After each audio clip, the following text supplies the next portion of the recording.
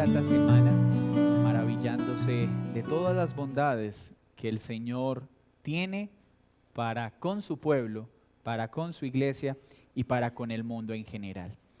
Vamos entonces a continuar con la última doctrina de las doctrinas de la gracia. Aquellos que nos acompañan por primera vez, llevamos algunos domingos estudiando estas hermosas doctrinas conocidas como doctrinas de gracia, calvinismo o el tulip en inglés. Estas doctrinas nos enseñan varios aspectos específicos. Aprendimos que si una de estas doctrinas es verdad, las demás necesariamente tienen que ser verdad. Si niego la validez de una, pues también debo negar las otras. Esto es una cadena de 5 eslabones inseparables. Aprendimos en la primera doctrina llamada inhabilidad humana o depravación total que el hombre nace muerto en sus pecados. No olviden eso, niños. Todos nacemos muertos en pecados, no heridos, muertos.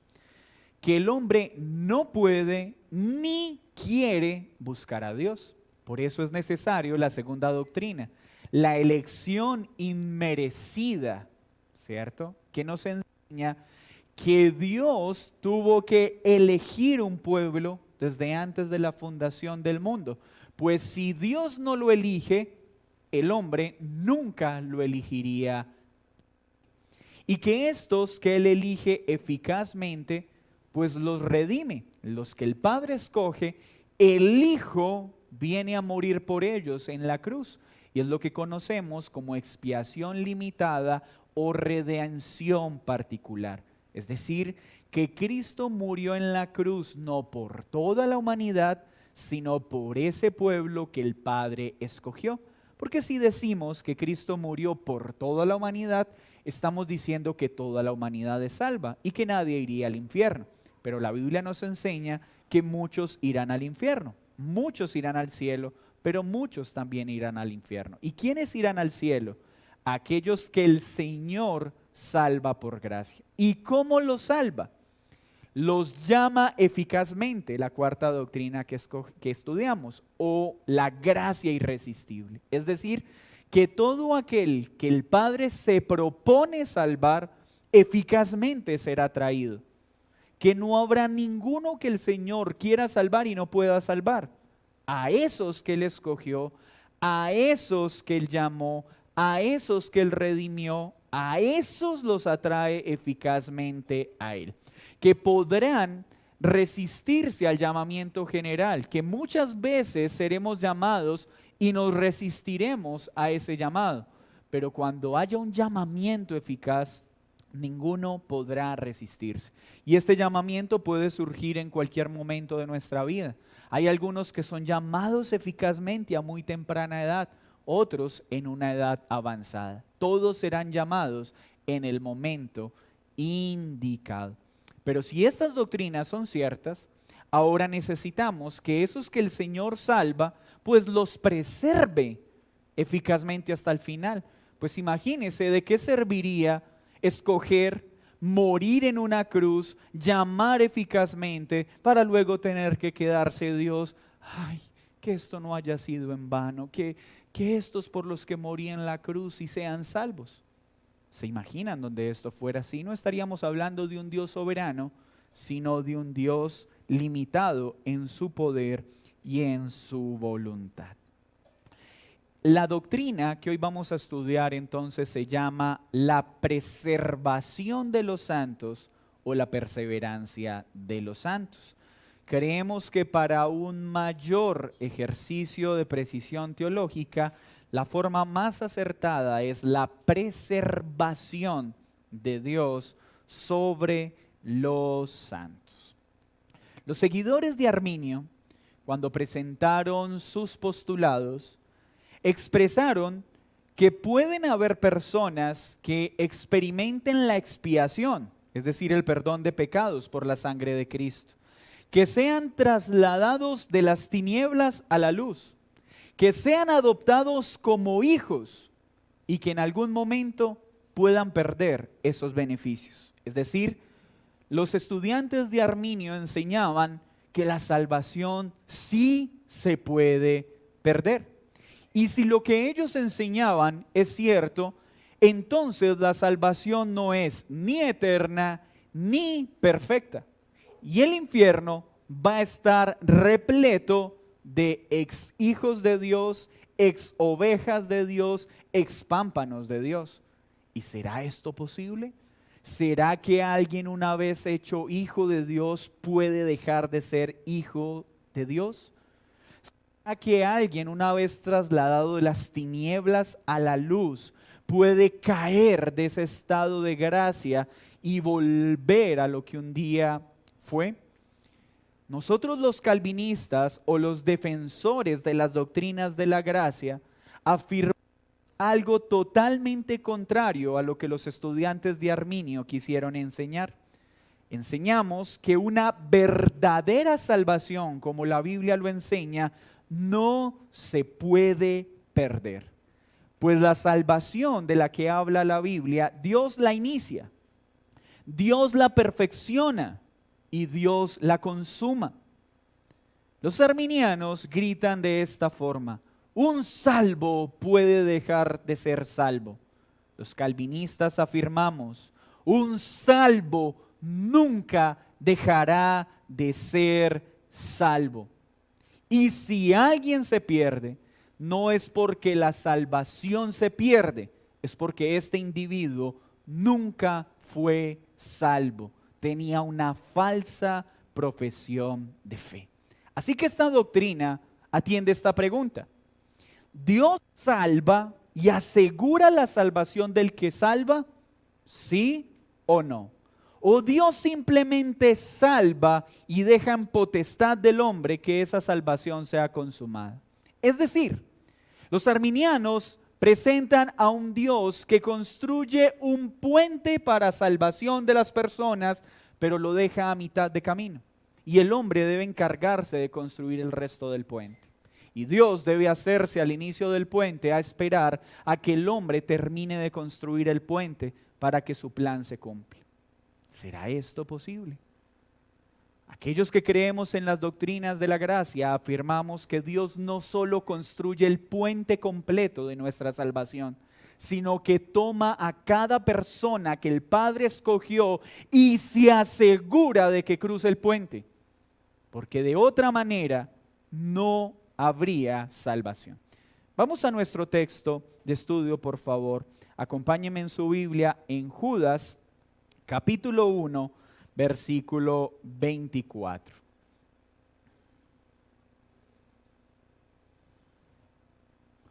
Judas, versículo 24 y 25.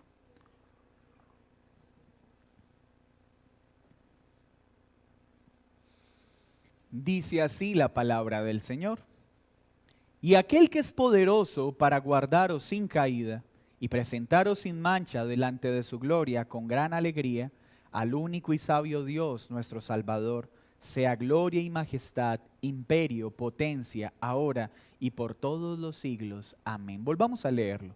Y aquel que es poderoso para guardaros sin caída y presentaros sin mancha delante de su gloria con alegría, al único y sabio Dios, nuestro Salvador, sea gloria y majestad, imperio y potencia, ahora y por todos los siglos. Amén. Señor, hoy me presento delante tuyo. Te ruego para que me des la claridad suficiente para hablar a los niños y a los adultos que están en este lugar. Que hoy todos puedan salir de este lugar admirando tu obra, exaltando tu bondad. Pues si esta doctrina es cierta, qué gran esperanza tenemos al estar seguros de que la obra que has empezado no quedará inconclusa. Concédeme entonces la gracia para enseñar con claridad esta preciosa verdad que la Escritura enseña de manera contundente, de manera clara, la cual debe ser creída y atesorada. En el nombre de Jesús, amén y amén. Esta doctrina, llamada preservación de los santos, nos enseña entonces que Dios Padre eligió a unos, no sabemos cuáles ni quiénes son, enseñamos a todos con la esperanza de que todos los que nos escuchan sean elegidos, pero solo el Señor conoce el número exacto de sus elegidos. Esos que el Padre elige, entonces se los entrega al Hijo para que los redima. Esos que el Hijo redime al entregarse en la cruz, el Espíritu Santo los atrae eficazmente y abre el entendimiento para que puedan creer y puedan ser salvos. Pero estos que son salvos necesitan ser sustentados hasta el final para que no se pierdan. Mire lo que dice el texto de Judas: y aquel que es poderoso para guardaros sin caída. El sujeto principal en este texto no es el hombre. No dice, y aquellos que son poderosos para permanecer firmes hasta el final. No, dice, y aquel que es poderoso para guardarlos sin caída. Aquel que es poderoso para presentarnos sin mancha delante de su gloria con gran alegría. ¿De quién está hablando? Versículo 25, el único y sabio Dios, nuestro Salvador. Está hablando de Cristo y dice que es Cristo, este que es poderoso para guardarnos sin caída y presentarnos sin mancha delante de su gloria con alegría. No dice que para intentar salvarnos, no dice que es poderoso para hacer posible nuestra salvación, no, para asegurarla, para guardarnos de no permanecer en la caída, sino de poder llegar firmes hasta el final.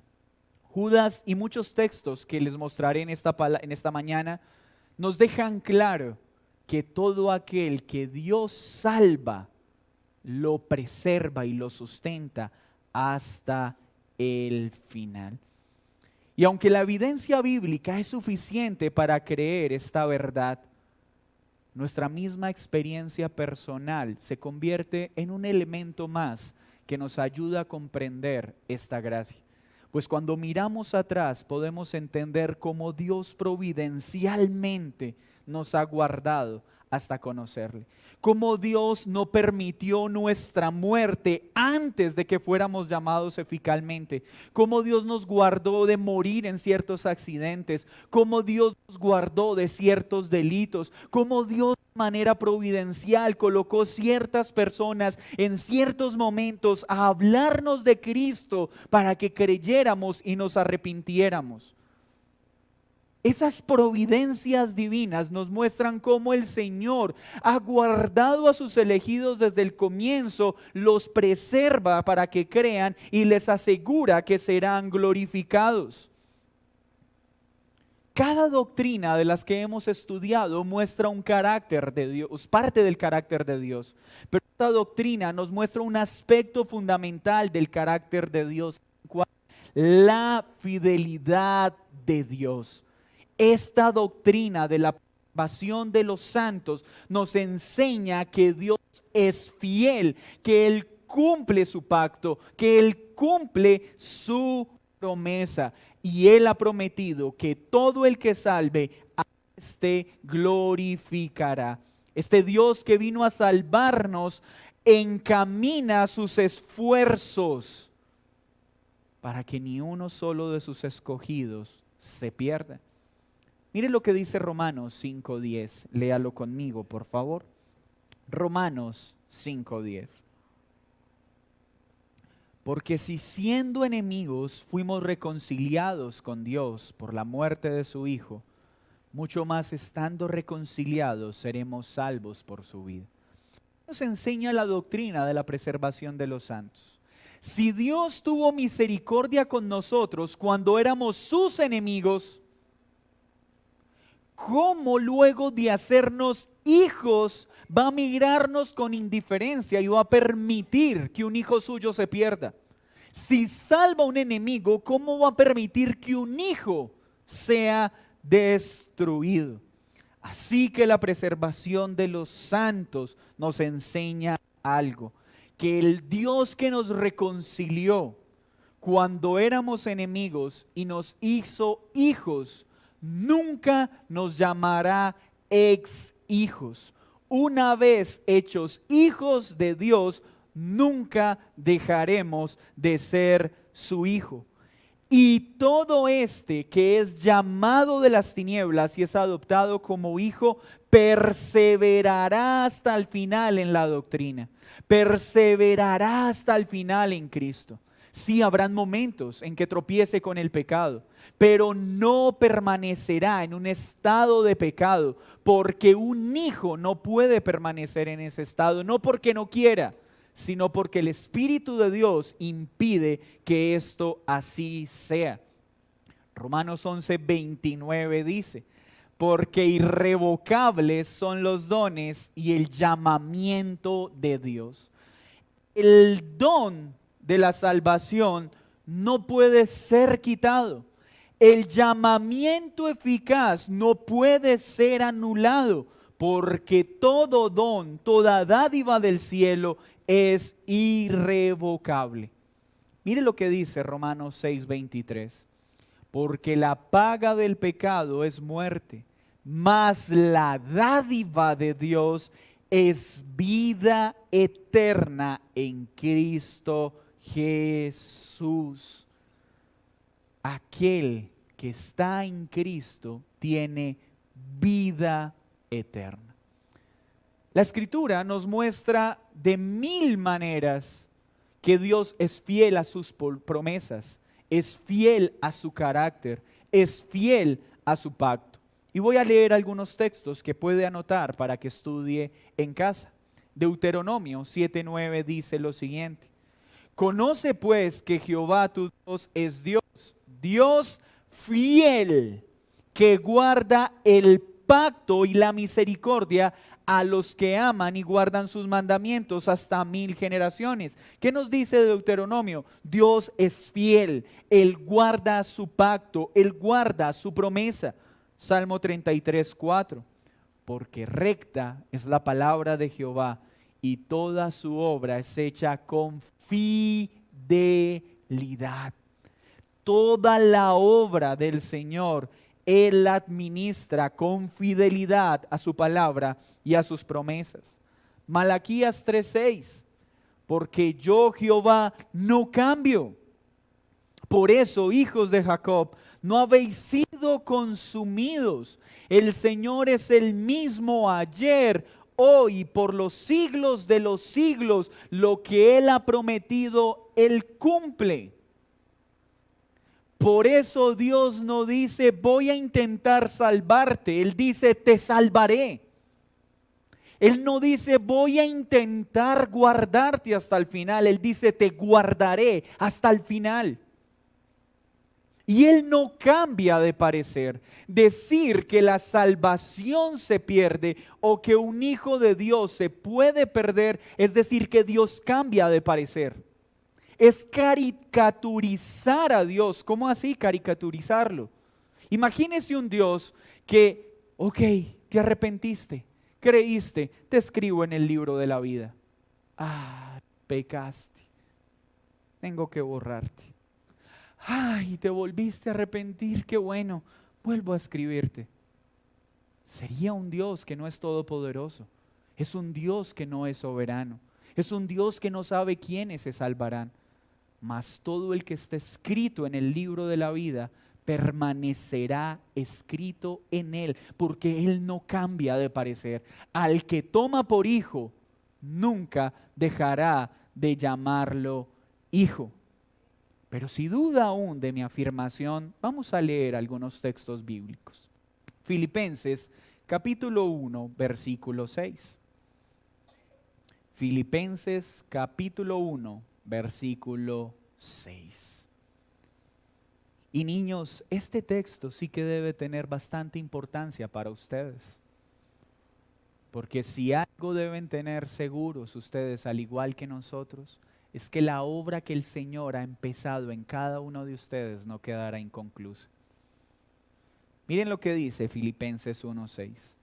Estando persuadido de esto, que el que comenzó en vosotros la buena obra, la perfeccionará hasta el día de Jesucristo. Este pasaje no dice, y el que comenzó la buena obra intentará perfeccionarlos. No, lo está asegurando. Dice que todo aquel que Él toma, todo aquel en el que Él inicia salvación, Él lo perfeccionará. Y gloria a Dios por esta verdad, porque esta verdad nos enseña que aunque nos falta mucho, al final de esta carrera seremos más como Cristo y menos como nosotros. ¿Por qué? ¿Por nuestra cualidad? ¿Por nuestra obediencia al cambio? No, porque lo que Dios empieza, Él lo termina.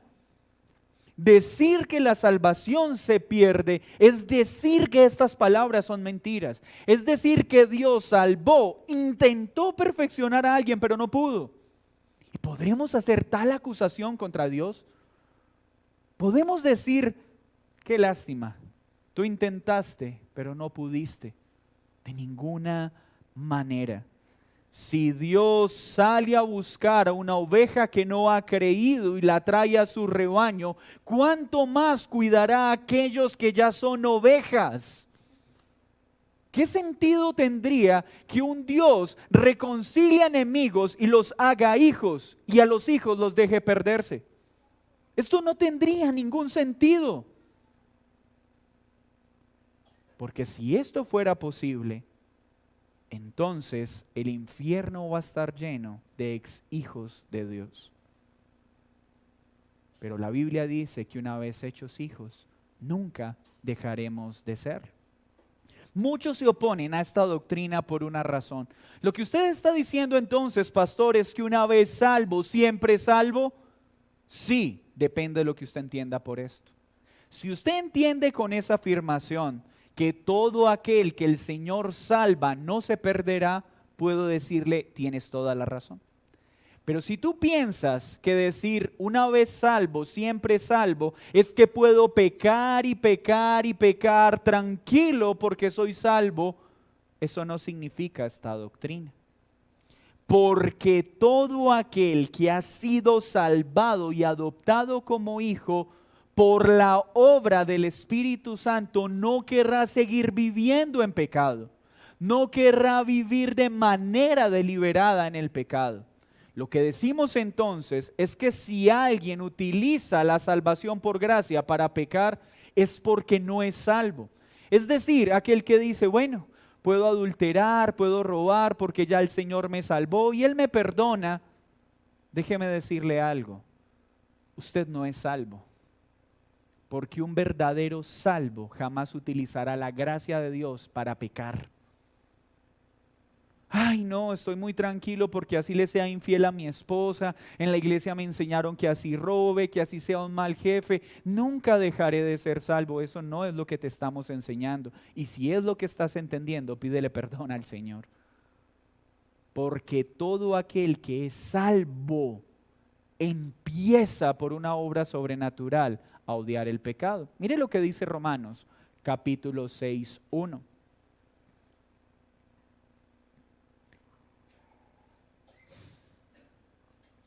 ¿Qué pues diremos? ¿Perseveraremos en el pecado para que la gracia abunde? Es decir, ¿pecaremos y pecaremos entonces para que la gracia del Señor se vea mayor? ¿Y qué responde Pablo?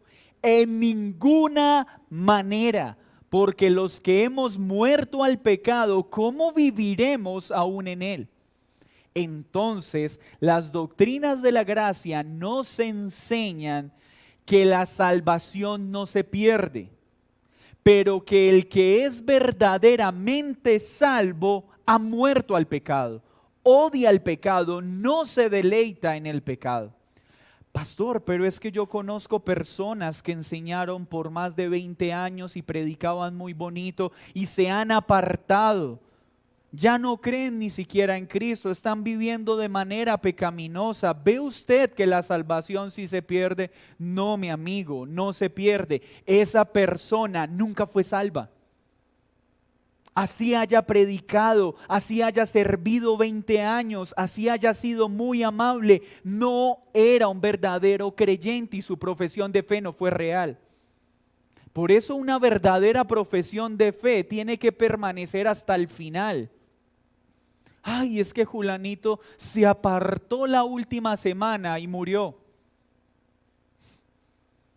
Dice este texto, y vamos a ver otros textos que dice, permanecerán hasta el final. No por ellos, por Dios.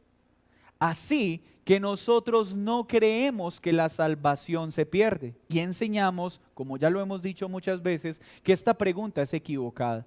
La pregunta no es si la salvación se pierde. La pregunta es, ¿soy verdaderamente salvo? Esa es la pregunta. Si soy verdaderamente salvo, no me perderé. Y si soy verdaderamente salvo, no me deleitaré y permaneceré en el pecado. Así que aquel que utilice esta doctrina para pecar es porque no ha creído.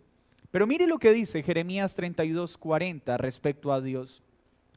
Y haré con ellos pacto eterno, que no me volveré atrás de hacerles bien, y pondré mi temor en el corazón de ellos para que no se aparten de mí. Qué hermoso pasaje. Es que estas doctrinas solo están en el Nuevo Testamento. No, no es cierto, también están en el Antiguo Testamento. Este texto está hablando del nuevo pacto, del pacto eterno. ¿Y qué está diciendo? Que Dios prometió que no se volvería atrás de hacer el bien. Es decir, que Dios nunca diría, ay, ven, quiero salvarte. Ay, no, ya no te aguanto más, ya no quiero salvarte. No, este texto dice que Él no se volverá atrás de la obra que empezó en aquellos que llama. Y aparte de tomarlos y de seguir trabajando en ellos, pone en el corazón del que salva temor de Él para que no se aparten. Temor de vivir separado de Él. Así el Señor asegura que cada uno de sus escogidos preservará hasta el final. Pero déjeme mostrarle otros textos como prueba. Vamos a Juan capítulo 10, versículo 27 al 29.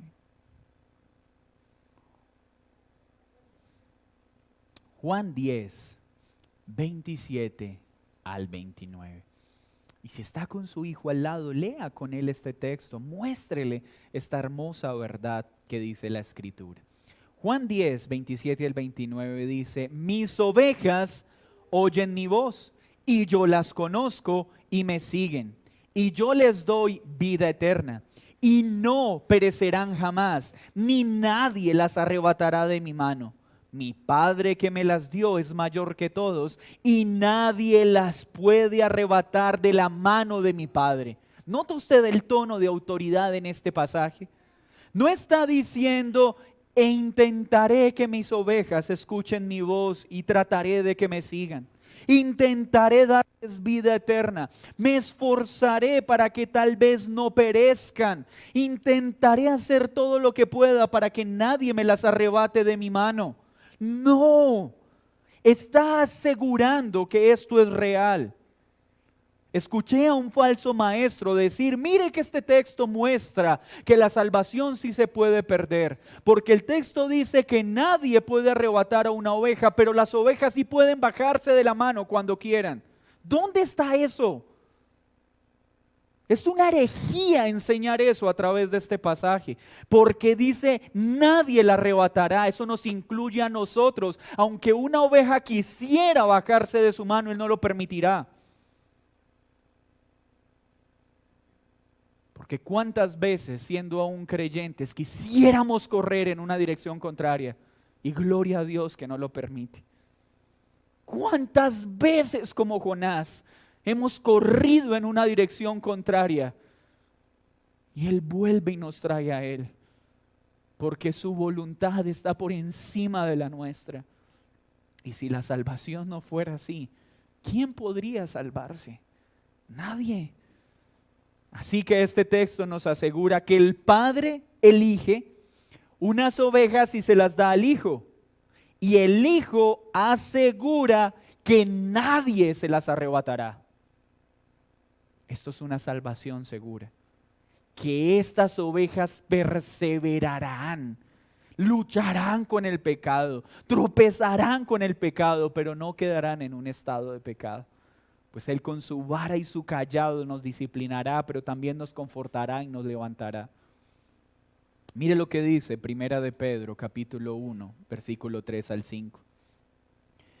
Bendito el Dios y Padre, Señor Jesucristo, que según su grande misericordia nos hizo renacer para una esperanza viva, por la resurrección de Jesucristo de los muertos, para una herencia incorruptible, incontaminada e inmarcesible, reservada en los cielos para vosotros, que sois guardados por el poder de Dios.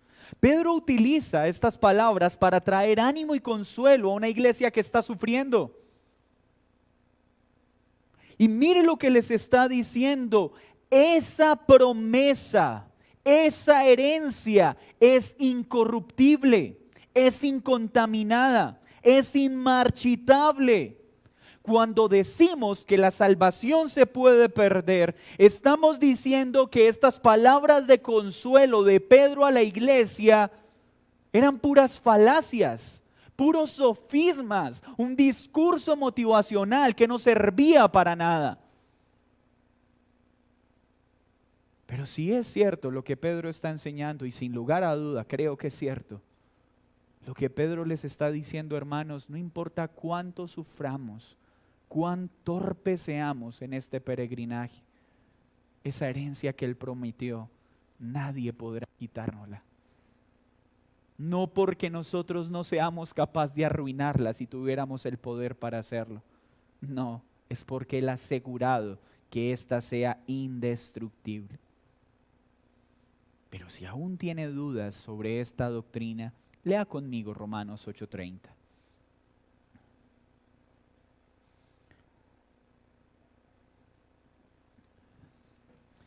Romanos 8:30 dice: y a los que predestinó, es decir, a los que escogió desde antes de la fundación del mundo, a estos también llamó.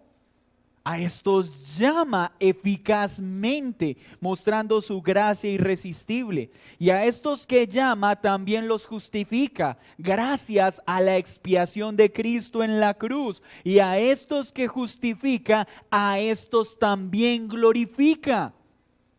No dice: y a los que predestiné llamaré, y a los que llamaré justificaré, e intentaré guardarlos hasta que sean glorificados. No, el texto dice que todo predestinado será glorificado.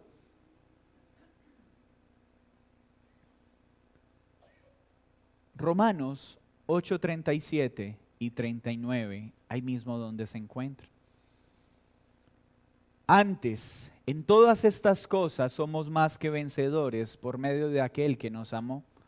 Por lo cual estoy seguro, Pablo no tiene duda, que ni la muerte, ni la vida, ni ángeles, ni principados, ni potestades, ni lo presente, ni lo porvenir, ni lo alto, ni lo profundo, ni alguna otra cosa creada nos podrá separar del amor que es en Cristo Jesús. Gloria a Dios por estos textos. Ni nuestras torpezas, ni lo tercos que somos, podrá separarnos del amor de Dios. Nada podrá quitar esta salvación una vez es dada. Por eso la pregunta no es si la salvación se pierde, porque ya tenemos suficientes pruebas para decir no, no se puede perder. La pregunta es: ¿soy verdaderamente salvo? Y si hoy la muerte llegase a mi vida, ¿he creído verdaderamente en Cristo? Pues si no, solo me aguarda condenación eterna. Pero si puedo decir he creído y seré salvo, diré: he creído porque Él me dio la fe para creer, he creído porque Él me escogió, he creído porque Él me lava y seré glorificado porque Él así lo prometió. No habrá ninguna razón para enorgullecerme. Efesios capítulo 1, versículo 13 al 14. Efesios 1, 13 al 14 dice: En él también vosotros, habiendo oído la palabra de verdad, el evangelio de vuestra salvación, y habiendo creído en él, ¿ve usted que no hay salvación sin evangelio? Y todo el que es salvo es mediante el evangelio, y cree en él. Dice que cuando creemos en el evangelio somos sellados con el Espíritu Santo de la promesa, que es las arras de nuestra herencia hasta la redención de la posesión adquirida para la alabanza de su gloria. La Escritura nos enseña que cuando el Señor salva, ¿saben qué hace? Nos da una garantía de que esa salvación nadie podrá quitárnosla. ¿Y saben cuál es las arras de esa garantía? El Espíritu Santo. El Espíritu Santo es el que nos dice, no dudes, a pesar de ti, yo soy una muestra, una evidencia de que la obra que empezó en ti no quedará inconclusa. Decir que la salvación se pierde es decir que el Espíritu Santo no es una fuente confiable, no es una arra confiable.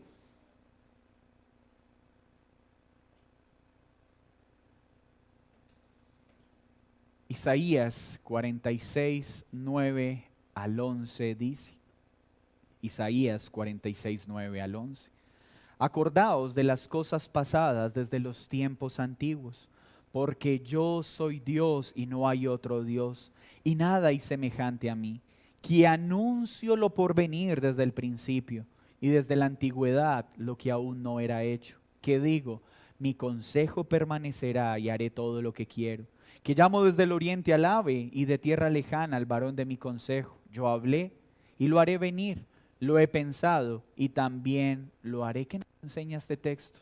Que lo que Dios ha planeado, así es. Que lo que Dios dice se cumple. Que su voluntad nadie puede cambiarla y que todo aquel que Él salva lo sostiene con poder hasta el final. Niños, por eso deben orar desde ya. Oh Señor, sálvame a temprana edad. Dame vida eterna. Pues quiero que coloques en mi corazón temor a ti, amor a ti, para que de esta forma pueda odiar el pecado.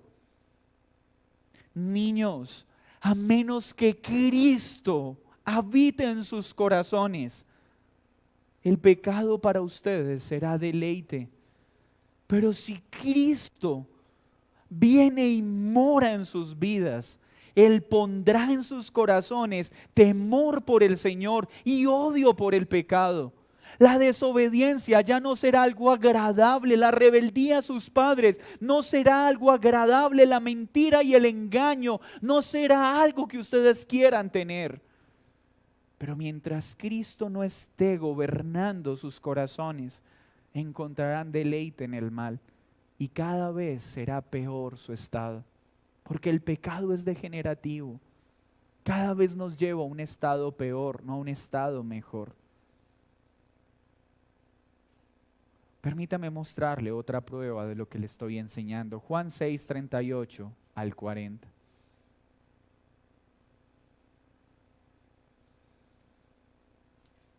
Está hablando Jesús y dice, porque he descendido del cielo, no para hacer mi voluntad, sino la voluntad del que me envió. Y esta es la voluntad del Padre, el que me envió, que todo lo que me diere no pierda yo nada, sino que lo resucite en el día postrero. Y esta es la voluntad del que me ha enviado, que todo aquel que vea al Hijo y cree en Él tenga vida eterna y lo resucitaré en el día postrero.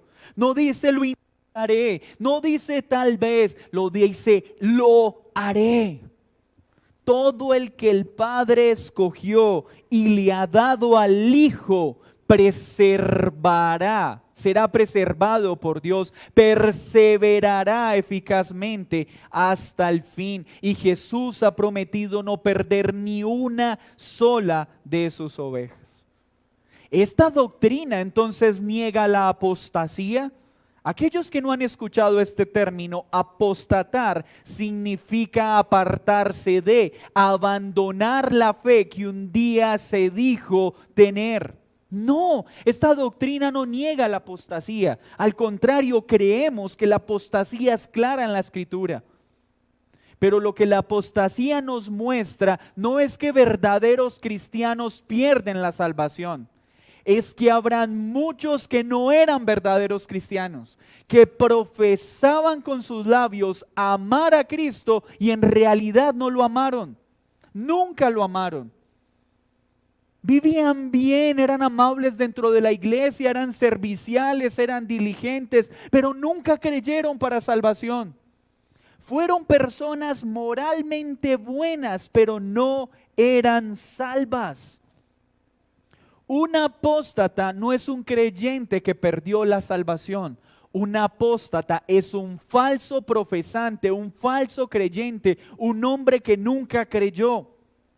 Es que llevaba 30 años, es que llevaba 50, no importa el tiempo, no era salvo, porque ninguna oveja se perderá. Entonces, si alguien se pierde, es porque no era oveja, sino alguien con apariencia de oveja. Mire lo que dice Primera de Juan 2:19. Primera de Juan 2:19. Salieron de nosotros, pero no eran de nosotros, porque si hubiesen sido de nosotros, habrían permanecido con nosotros. Pero salieron para que se manifestase que no todos son de nosotros. Este texto que utilizan las sectas para tratar de manipular a sus miembros, diciendo, si usted se va de esta iglesia es porque no era del reino de Dios.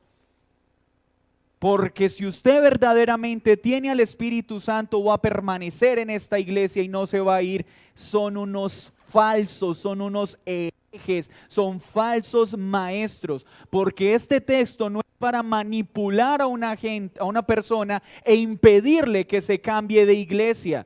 Este texto tiene un propósito: mostrar que en la iglesia de Cristo hay falsos profesantes. Personas que durante mucho tiempo parecen ser algo que en realidad no eran, pero en algún momento van a salir. En algún momento se van a ir. Este texto no es para impedir que una persona se mueva de una iglesia a otra. Si en algún momento un hermano debe moverse a otra iglesia y va a seguir creciendo en el Señor, gloria a Dios. Las ovejas no son de nadie, son del Señor. Pero todo aquel que no es de Cristo, en algún momento se dará al pecado y empezará a burlarse de lo que un día decía amar. ¿Por qué? Porque nunca fue creyente. ¿Significa también esta doctrina entonces que los cristianos nunca más pecarán? Como quisiéramos que fuera así. Pero la Biblia nos enseña que aún las ovejas y los hijos seguiremos pecando. Y Pedro es una muestra de esto. Pedro negó 3 veces a Cristo. ¿Pero por qué perseveró? ¿Por qué se arrepintió? Porque Jesús había intercedido por él para que su fe no fallara. ¿Cuál es la razón por la que un creyente va a perseverar hasta el final? Porque la obra que Dios empezó no quedará inconclusa. Y Él intercede como sumo sacerdote por nosotros para que permanezcamos firmes hasta el final. Pero note usted que en Judas no pasó lo mismo. Judas pecó, se remordió, mas no se arrepintió. ¿Y por qué no perseveró hasta el final? ¿Acaso Judas era un mejor tipo que Pedro? No, la razón por la que Pedro se arrepintió y la que Judas no se arrepintió es porque Pedro tenía a su favor la intercesión sumo sacerdotal de Jesucristo. Si no fuera porque Cristo está intercediendo por sus ovejas, todos le daríamos la espalda como lo hizo Judas. Así que ¿por qué estamos seguros que perseveraremos hasta el final? Porque Cristo está intercediendo por nosotros para que así sea. Y ni una de sus ovejas se perderá. Y todo aquel que apostata, que un día se aparta, no es porque perdió su salvación, es porque nunca fue salvo. ¿Qué aprendemos entonces de esta doctrina? Primero, que Dios es fiel a su palabra, es fiel a sus promesas, es fiel a lo que Él ha escrito en su palabra. Muchos dicen, sí, yo estoy tranquilo porque Dios es fiel y Él va a cumplir lo que yo estoy esperando. No, Él no es fiel a tus deseos, Él es fiel a los suyos. Él es fiel a su voluntad, Él es fiel a sus promesas. Y Él ha prometido que ni uno solo de los suyos se perderá.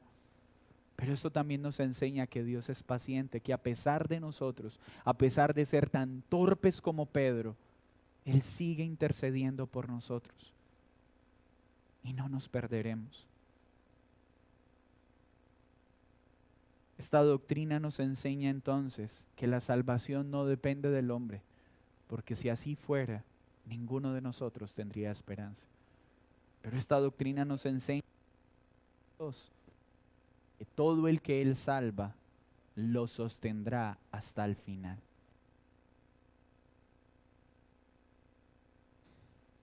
Ningún hombre puede perseverar hasta el final en sus propias fuerzas. Mira, de nada sirve que intentes ser una buena persona. Y préstame atención en esto. No te engañes siendo simplemente una persona honesta. No te engañes simplemente siendo un buen ciudadano, una buena esposa, un buen hijo. Eso no te sirve para salvarte. La salvación no es por obras. A menos que tu fe esté en Cristo, de nada te sirve ser un buen ciudadano.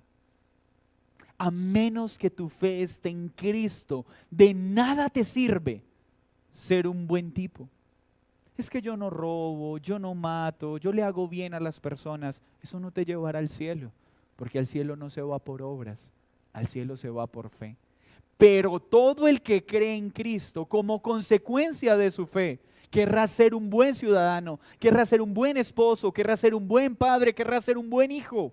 No para salvación, sino por consecuencia de esa salvación. Así que si tú caminas tranquilo por la vida porque eres una buena persona, déjame decirte que estás perdido a menos que corras a Cristo. Nadie podrá ir al cielo por ser una buena persona, pues a los ojos de Dios ninguno es bueno. Todos necesitamos ser perdonados en Cristo. Pero ¿saben qué esperanza también nos trae esta doctrina a los que hemos creído? Que cuando nos acercamos a la palabra y vemos todas nuestras debilidades, tenemos muchas razones para decir, Señor, no soy digno de tu salvación. Soy terco, soy torpe.